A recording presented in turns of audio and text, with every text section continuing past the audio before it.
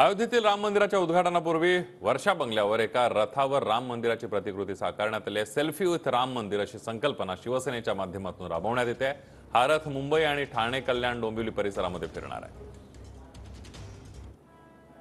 उत्तर प्रदेशातील अयोध्यामध्ये रामललाचं दर्शन मिळणार आहे आणि त्याचं लोकार्पण सुद्धा पंतप्रधान नरेंद्र मोदी यांच्या हस्ते होणार आहे। आणि त्यापूर्वी आपण पाहतोय की महाराष्ट्रामध्ये सुद्धा आता असाच एक रथ जो आहे तो शिवसेनेच्या माध्यमातून म्हणजे एकनाथ शिंदे यांच्या शिवसेनेच्या माध्यमातून या ठिकाणी तयार करण्यात आलेला आहे।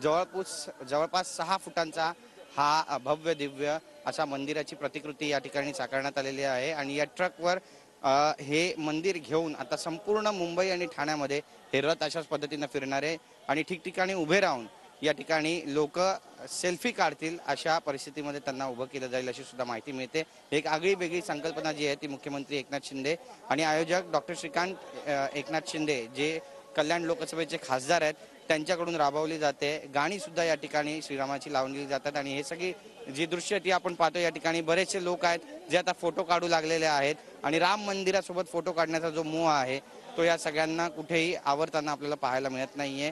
जो तो या राम मंदिराच्या प्रतिकृतीसोबत फोटो काढताना आपल्याला या ठिकाणी भक्तिभावामध्ये रमलेला पाहायला मिळतोय। जय श्रीरामचे नारे सुद्धा या ठिकाणी दिले जात आहेत। प्रत्येकाला अयोध्येला जाणं शक्य नाहीये, त्यामुळे अयोध्येचं राम मंदिर नेमकं कसं आहे ते या प्रतिकृतीच्या माध्यमातून दाखवण्याचा जो प्रयत्न आहे तो या ठिकाणी होतोय आणि एक आगळा वेगळा जो उपक्रम आहे तो आता शिवसेनेकडून राबवला जातोय। कॅमेरा पर्सन रोहन पवारसह गिरीश गायकवाड, TV9 मराठी, मुंबई।